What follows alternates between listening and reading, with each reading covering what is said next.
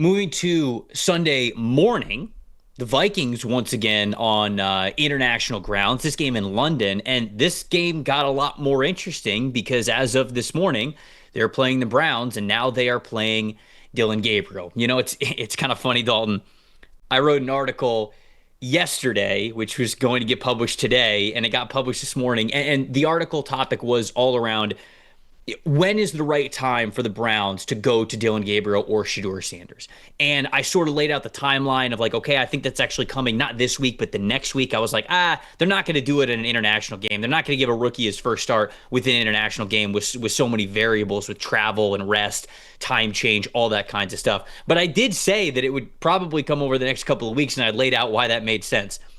Well, we put that article out, and I believe it was 10 minutes later, the news came out that Dillon Gabriel was starting that game. But I think the logic of a lot of what I was talking about with Dillon Gabriel and why it does make sense for them to make the change still stands. So I'm curious, what are your thoughts here on the Browns offense making that change to Dillon Gabriel as we preview them versus the Vikings here? So I think the idea with Gabriel, to me, the biggest problem with this Browns offense is obviously the passing game in general, and the two biggest things are, one, the offensive line having the third worst pass blocking grade in the league. They're just a mess, especially at offensive tackle right now. And two, Joe Flacco under pressure just gives you no answers at all, and the release is a little bit slower when it comes to, just his delivery. And look, he's a 40-year-old quarterback. Everything just moves a little bit slower. You can see that on the field with Flacco. I think with Dillon Gabriel, what I'm looking at is A, maybe a little bit more of a chance to give you more mobility than Flacco, but B, a quicker release and just getting the football out of his hands, right? The one thing he did the best in the preseason was get rid of the ball 2.5 seconds or less. He had a 90 passing grade. He was 20 of 22, 214 yards, a 122 passer rating. I think this is going to be the big thing, right? When the Browns want to get in obvious passing situations, you're looking at a guy who wants to get rid of the football. I think that's the reason he ended up QB2 over Shedeur Sanders, is that Shedeur was better beyond that 2.5 second mark. He was improvising a lot, but Dillon Gabriel right now with this offensive line, he has to get the football out of his hands. I think he's going to be able to do that. He showed he could do that in the preseason, and his biggest obstacle is going to be working around this pass protection, especially against a Brian Flores defense that gets so creative with its blitz packages. Yeah, and I agree completely. And what I laid out in that article, outside of just the timeline, which I do think that it makes sense because they have the Pittsburgh Steelers next week, and then they're hosting the Miami Dolphins, and then I can't remember who is after that.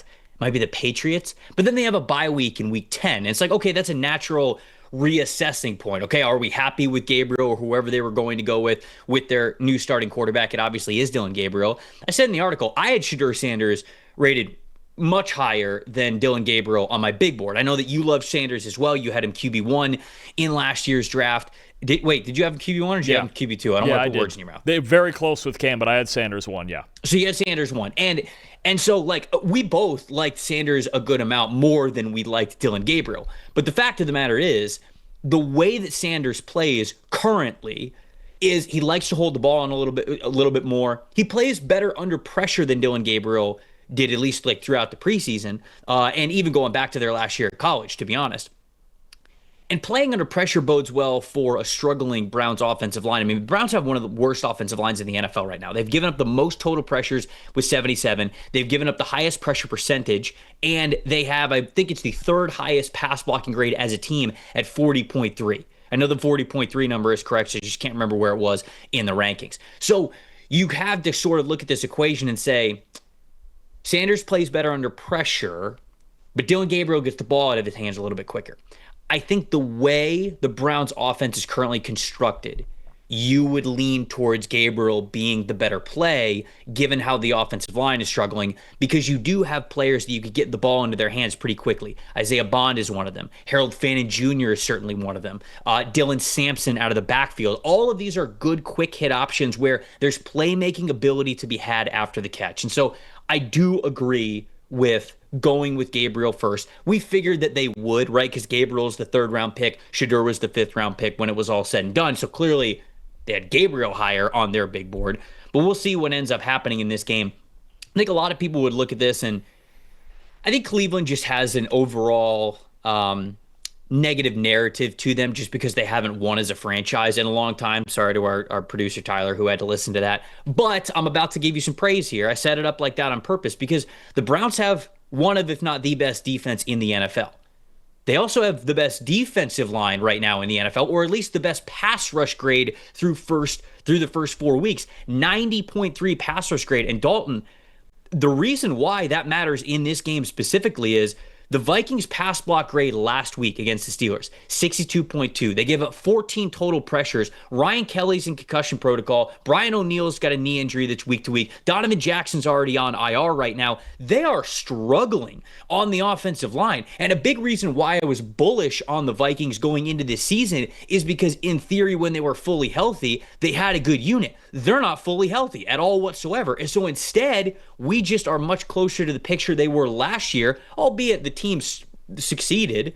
The offensive line, especially the interior offensive line, was a tough scene for them. Now you're going up against Mason Graham, Malik Collins, who's having an unbelievable year or start to the year as a pass rusher. Myles Garrett speaks for himself. Isaiah McGuire, like they can get after the quarterback. And so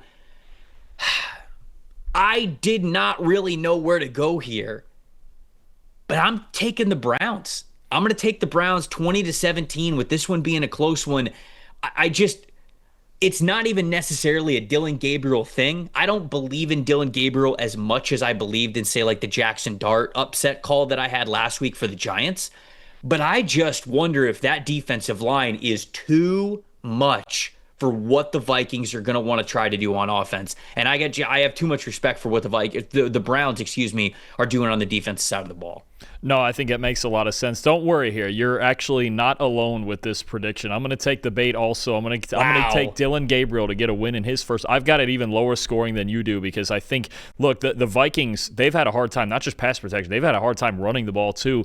2 of the last 3 weeks, they've been under 80 yards rushing. So that's the offensive line and the effect that it has. Obviously, Aaron Jones is still out, but I think Dillon Gabriel and the Browns, a big thing is going to be, can they finish drives? Because Gabriel has generally played a lot better between the 20s than he has in the red zone throughout his college career, certainly. I have the Browns 16-13. I think this one's going to be ugly. You've got 2 really good defenses, and I think an X factor could be Quinshon Judkins for the Browns in their run game. He's looked really good through his first 3 games. The Vikings have been vulnerable in run defense in their 2 losses this season. I'm going to take the Browns in a low-scoring one as well.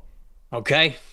Well, I don't know if I should feel good or bad about that with both of us taking the Browns. It's like, oh, okay, all right. In one sense, I'm not alone, and then I'm wondering, okay, are we looking at things, 2 rose-colored glasses with what could be for the Browns here? But I think that this sets up to. I think the Vikings' deficiencies are really going to hurt them this week, and we'll see how those backup offensive linemen are able to step up against a really, really tough test.